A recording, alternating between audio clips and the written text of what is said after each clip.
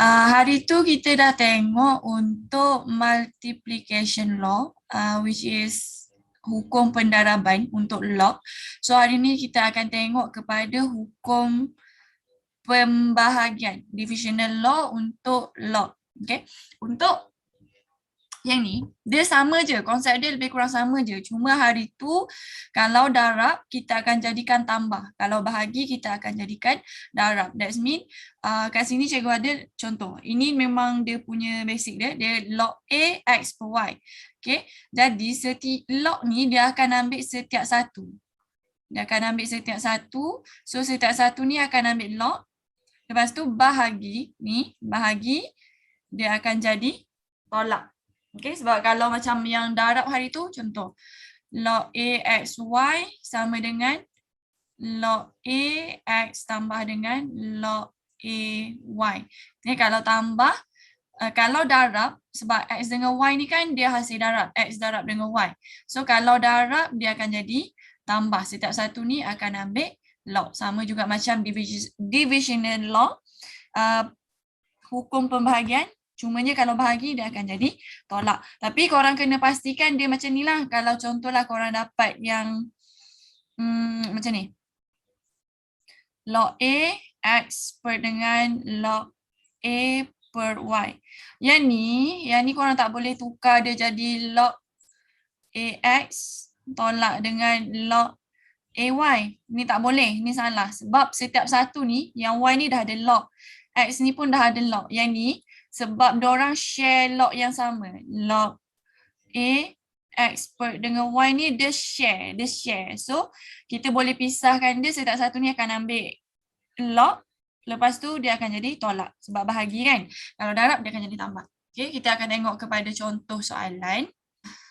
Okay, kita akan tengok kepada contoh yang pertama. Contoh soalan pertama kat sini, dia suruh cari nilai bagi log 35 tolak dengan log 34. So sekarang ni, kalau nak jawab soalan log, kebiasaannya tips dia, kebiasaannya kita akan tengok kepada dia punya log dahulu. Kita akan tengok kepada dia punya asas.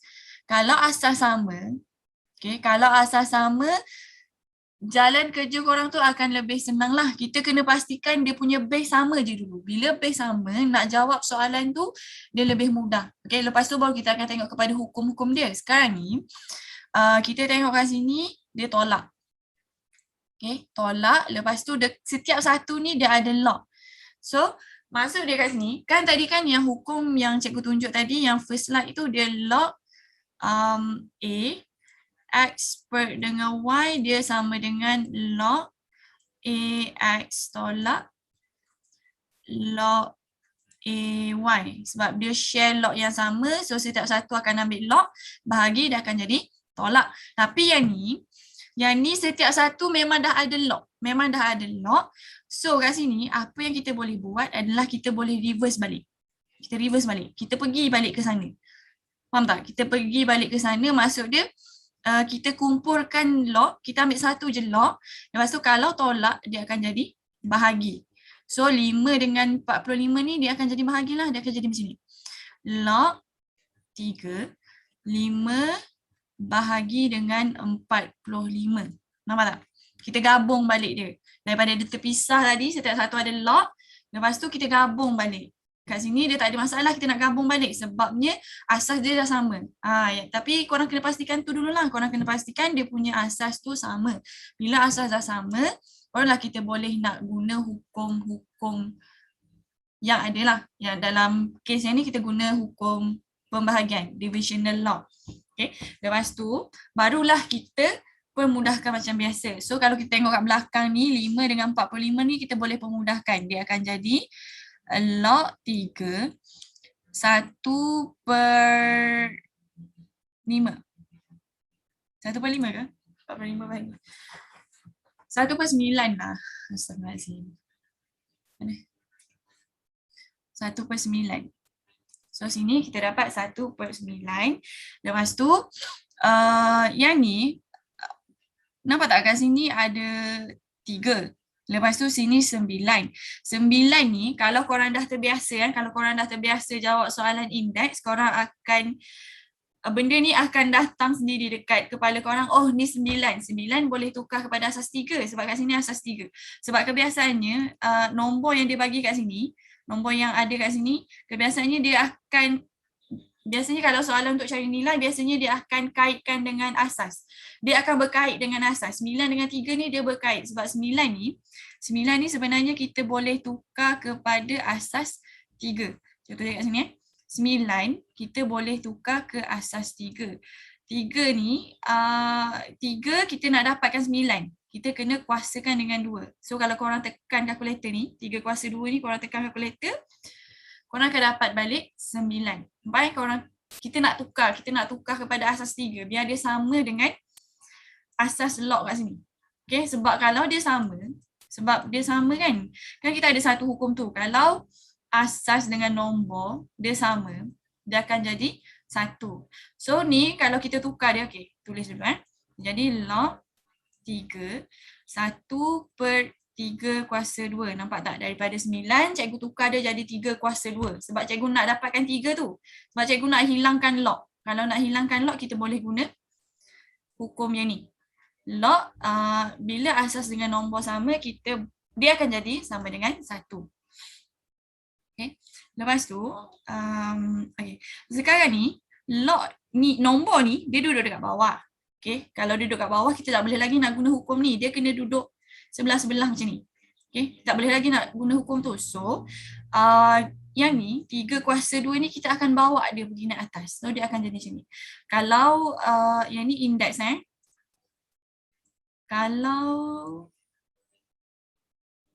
kalau nombor dia duduk kat bawah, dia macam 1/A kuasa N. Contoh A kuasa N. Lepas tu A ni kita tak nak dia duduk kat bawah, kita nak dia naik atas. Sebab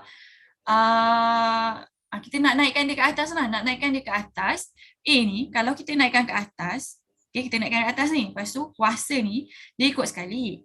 Tapi kuasa dia akan jadi negatif. Okay. Ini kalau korang betul-betul kuasai soalan indeks, kalau korang betul-betul kuasai topik indeks, benda ni sebenarnya korang akan nampak benda ni, kenapa kuasa dia jadi negatif. Korang akan tahu kenapa. Tapi cikgu tak nak terangkanlah dalam video ni sebab nanti takut dia jadi panjang pula video ni. So sekarang ni, yang kat sini kita boleh guna hukum yang ni. Okay. Yang kat sini kita boleh guna hukum yang ni. So maksud dia akan jadi macam ni. Log asas 3 kita naikkan ke atas. Kita bawa dia naik atas, dia jadi 3 kuasa negatif 2. Nampak tak? Sekarang ni dia dah duduk sebelah-sebelah. Bila dia dah duduk sebelah-sebelah, maksud dia nanti kita dah boleh potonglah dia. Boleh potong dia, dia akan jadi 1. Tapi kuasa ni kita kena turunkan dulu pergi ke depan. Okay, bawa dia pergi depan, dia jadi negatif 2 log 3. So nampak 3. Asas dengan nombor sama, so yang ni dia akan jadi 1. So tinggalnya negatif 2 je lah. Okay, tinggal negatif 2 je, jangan letak negatif 21. Sebab 1 ni sepatutnya dia duduk dalam kurungan. Negatif 2 darab 1, dia jadilah negatif 2. Okay. So settle untuk soalan nombor 1. Nampak Dia suruh cari nilai. Cari nilai maksud dia nanti jawapan akhir pun kita akan dapat dalam bentuk nilai. Kita akan dapat negatif 2 je. Dah tak ada dah log ke apa ke, ada X ke, tak ada. Sebab dia suruh cari nilai. Nilai dia kena dalam bentuk nombor sahaja. Okay. Dia suruh selesaikan persamaan yang berikut. Dia bagi log 2, P tambah 2, tolak dengan log 2, P tolak 1. Okay. Untuk soalan yang macam ni, okay, kalau korang perhatikan, kat sini kita ada 2 benda. Kita ada log 2, P tambah 2 dengan log 2, P. Lepas tu sama dengan 3. Okay, kita tengok yang bahagian depan dulu. Bahagian depan ni dia ada 2 perkara. Dia ada 2 benda. Untuk soalan yang macam ni, yang ni cikgu tunjuk dia punya shortcut. Selalunya, contoh cikgu bagi log 2x sama dengan 1. Bila korang dapat soalan macam ni, sebenarnya korang boleh directly terus dapat dia punya jawapan. Sebab 2 kat bawah ni, asas ni kita boleh bawa pergi sebelah. Dia akan jadi x sama dengan 2 kuasa 1. Okay, yang ni dia sebenarnya ada penerangan. Ni shortcut dia je. Shortcut cikgu tunjuk shortcut terus. Dia ada penerangan dia. Kenapa kalau kita bawa pergi sebelah dia jadi 2 kuasa 1? Kenapa dia jadi macam tu? Ada sebab dia. Cikgu dah ada terangkan dalam video sebelum ni yang dalam multiplication law ada kat situ. Korang boleh pergi tengok balik kat situ, cuba cari balik kat situ. Nanti korang akan jumpalah kenapa dia akan jadi 2 kuasa 1. So kat sini kita nak jadikan ni daripada 2 macam ni, kita nak jadikan 1 macam ni. Sebab bila dah jadi 1 macam ni, kita boleh hilangkan log tu. Kita boleh bawa pergi dia punya asas tu pergi sebelah. So kat sini, okey jap, cikgu tulis balik kita punya hukum. Untuk ni, log A X per Y sama dengan log A X tolak log A Y. Okay. Ini hukum untuk pembahagian. Okay. Lepas tu di sini kalau korang tengok setiap satu ni, okay, setiap satu ni dia ada log. Setiap satu ni ada log. Lepas tu pula dia punya asas sama. Okay. Bila asas sama, kita boleh jadikan dia 1 je. So kat sini ada 2 kan? Kita boleh jadikan dia 1 sahaja. Lepas tu kita check lah antara 1 dengan 2 ni dia operasi apa? Operasi tolak. Oh kalau tolak kita kena jadikan dia akan jadi bahagi. Kalau kita guna hukum pembahagian lah. Okay. So kat sini kita boleh gabung lah. Dia jadi log 2 P tambah 2 per dengan P. Nampak tak? Dia jadi 1 je log. Tinggal 1 je log kat sini. Dia dah jadi 1. Ni dia jadi 1 je. Kalau tadi kan dia ada 2. Ada 2. Lepas tu ni dah jadi 1. So bila dah jadi 1 je ni, kita bolehlah nak guna hukumnya ni. Bolehlah nak guna shortcut yang ni. So ni kan sama dengan 1. Sama dengan 1. So asas 2 kat sini kita boleh bawa pergi sebelah. Okay. Bawa pergi sebelah dia akan jadi 2 kuasa 1. So kat depan ni tinggallah P tambah 2. P tambah 2 per dengan P sama dengan 2 kuasa 1. Lepas tu 2 kuasa 1 ni 2 lah. Lepas tu nak hilangkan P kat bawah. Okay, kalau persamaan, okay, kalau persamaan korang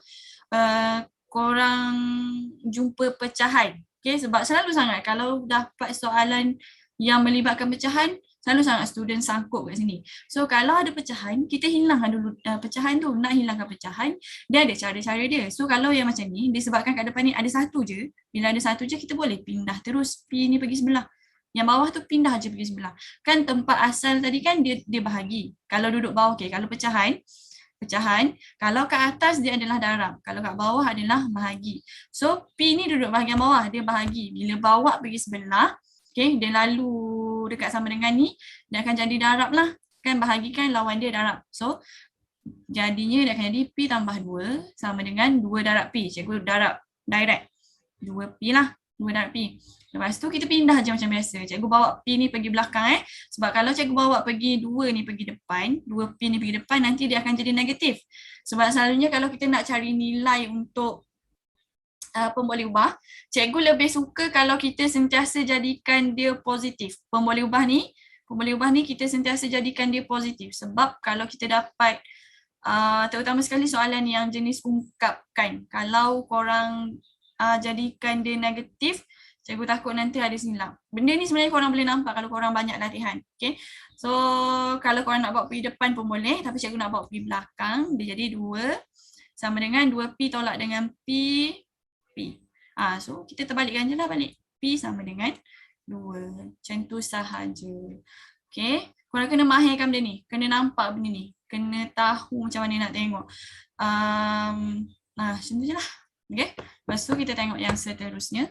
Untuk soalan yang seterusnya. Okay, untuk soalan ini, kita ada mistake sikit. Okay, perbaiki dulu yang ni. Yang ni dia bukan 5. Yang kat sini dia sepatutnya 9.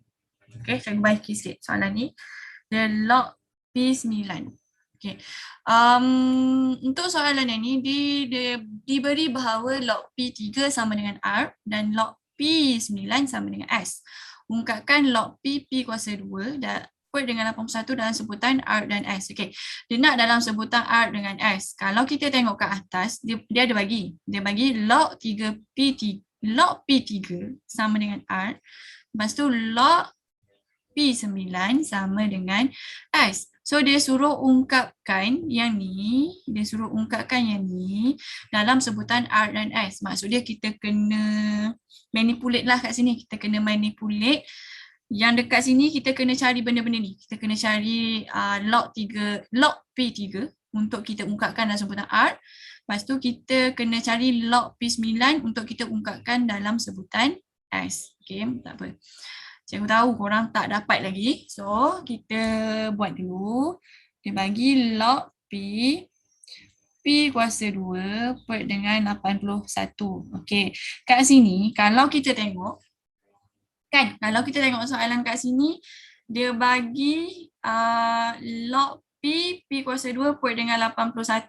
P kuasa 2 dengan 81 tu, dia share log yang sama. Nampak tak? Dia share log yang sama. Setiap satu ni, dia share. Lepas tu kat sini bahagi. Kalau bahagi, maksud dia kat sini kita boleh guna hukum pembahagian lah. Sebab kalau korang nak teruskan macam ni, okay, nak teruskan dengan pecahan macam ni, cikgu takut nanti jalan kerja korang akan jadi agak complicated. Boleh nak selesaikan tapi dia akan jadi complicated lah. So daripada tergabung macam ni, kita pisahkan dia. Okay, kalau yang macam tadi tu, daripada terpisah, kita gabungkan dia. So korang kena tengok soalan juga. Ada soalan yang korang kena gabung dia. Okay, certain soalan kita kena gabung dia. Ada certain soalan kita kena pisahkan dia. Untuk soalan yang ni, it is better if kita pisahkan dia. Okay, kita pisahkan dulu. So setiap satu ni dia akan ambil. Setiap satu ni dia akan ambil log. Dia akan jadi log P. P kuasa 2 bahagi dia akan jadi tolak. Lepas tu log P81. Okay. Lepas tu kalau korang tengok kat sini, yang kat depan ni, log P kuasa 2. Nampak tak? Asas dengan nombor sama. Kalau asas dengan nombor sama, dia akan jadi sama dengan 1. Okay, benda ni korang kena ingat. Bila nampak je log asas dia dengan nombor dia sama. Bila sama, automatik dia akan jadi 1. Okay, tapi kena tengok juga kat atas ni dia ada nombor. Kat atas ni ada nombor. So sebelum kita nak jadikan dia 1 ni, kita bawa lah dulu pergi depan. Okay, dia lebih, jalan kerja korang akan lebih proper macam tu lah. Boleh je nak letak 2 sahaja, tapi kita ikut step by step sebab kita in a learning process. Okay, so 2 log PP tolak, nampak 2 kita bawa pergi belakang. Lepas tu log PP. So nampak kat sini nombor dengan asas sama, nanti dia akan jadi 1. Kita boleh potong dia akan jadi 1. Hilang dah log kat situ. Okay. Lepas tu yang dekat belakang ni, yang bahagian belakang ni, okay, kita settlekan yang belakang dulu. Yang belakang ni dia bagi log P81. So kalau kita tengok dalam soalan ni, dia nak ungkapkan dalam sebutan R dan S. Kalau R, kita kena cari log 3P. Kalau S, kita kena cari log P9. Sebab kita nak tukar ni, kita nak tukar daripada nombor macam ni, nombor yang dia bagi ni, kita nak tukar dalam R dengan S je. So, apa yang kita kena buat kat sini, mula-mula kita check dulu dia punya asas. Asas kat sini dengan kat sini dengan kat sini sama tak? Okey, sama tak ada masalah. So kita boleh teruskan untuk next step. Untuk next step kita tengok dekat nombor pula. Nombor kat sini 81. Okey, 81 kita kena cari hasil darab. Okey, hasil darab antara 3 dengan 5. Okey, dengan 5 ni kita kena 3 dengan 5 pula dah. 3 dengan 9, okay, hasil darab 3 dengan 9 yang akan menghasilkan 81. So kita kena carilah gabungan dia. Contoh cikgu buat macam ni. 3 darab dengan 9. Okay, kita try dulu. 3 darab dengan 9, cikgu dapat 27. So tak dapat lagi 81. Kalau cikgu teruskan lagi 27 ni cikgu darab dengan, cikgu ambil 27 27 cikgu darab dengan 9. Kalau cikgu darab dengan 9, wah besar sangat pula, dapat 243. Okay, so potong je yang ni. kita cuba pula 27. Sebab ni tak dapat dah. Sebab kita nak dapat 81. 2, 4, 3 ni dah lebih dah. Kita nak 81 je. Try 27 darab dengan 3 pula. 27 darab dengan 3. Baru dapat 81. Nampak tak kat sini korang kena banyak try and error. Okay, kena try and error je. Cara dia, kat sini tadi kita guna 3 untuk dapatkan 81 ni. 3 darab dengan 9 darab dengan 3. Okay, cikgu tulis balik Maksud dia kat sini kita nak dapatkan 81. Nak dapatkan 81 ni 3 darab dengan 3 darab dengan 9. Okay, cuba korang tekan balik kalkulator. Betul tak dapat 3 darab 3 darab dengan 9 dapat 81. 3 darab 3 darab dengan 9. Okey, dapat 81. Ini yang kita nak cari sebenarnya. Kita nak cari hasil darab antara 3 dengan 9. Okey, 3 dengan 9 ni yang akan menghasilkan 81. Sebab kita nak ganti 81 ni dengan yang ni lah, 339 ni. Sebab nanti 3 dengan 9 ni kita nak ganti dengan R dengan S pula. Okey, tak apa. Kita tulis dulu. Dia akan jadi macam ni. Dia akan jadi log P. 81 tadi kita dah ubah dia. Kita dah tak guna 81 dah. Kita guna 3 darab 3 darab dengan 9. Kalau korang tekan balik kalkulator kan, 3 darab dengan 9 ni, kan korang dapat balik 81. Okay, nampak tak? Kita ganti dia, cara pengiraan dia lain tapi nilai dia tetap sama. Tetap 81. Kita cari 3 dengan 9 ni, kita cari 3, 9 ni sebab kita nak ganti pula 3 dengan 9 ni dengan R dengan S. Nampak tak? Kan kalau log asas P3 nanti kita ungkapkan dalam R. Kalau log P9 dalam S. Macam tu. Okay, so yang ni dia akan jadi 2 kurungan 1. Pastikan dalam kurungan nak letak 2 terus pun tak apa. Okay, ni cikgu tunjuk sebab cikgu takut nanti korang confuse. Tolak. Okay, dia kat sini. Ni kan darab. Okay, kat sini ni kita boleh guna hukum pendaraban.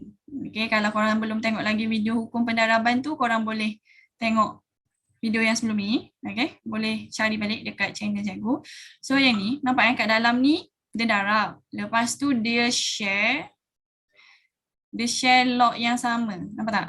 Dia share. Ketiga-tiga ni dia share. Okay? Bila dia darab, dia share log yang sama, kita boleh pisahkan dia akan jadi tambah lah. Okay, dia akan jadi tambah. Dia akan jadi ni cikgu letak dalam kurungan sebab dia sekali. Log P3. Satu ni kan dia ambil. Darab tambah. Log P3. Okay, darab tambah. Darab tambah. Log P9. Okay, dia jadi macam tu. Okay, lepas tu sama dengan 2. Tolak dengan, okay, nampak kat dalam ni kita dah dapat dah. Kita dah dapat, nampak kalau log P3, nampak log P3, ni kan log P3. Log P3 kan sama dengan R.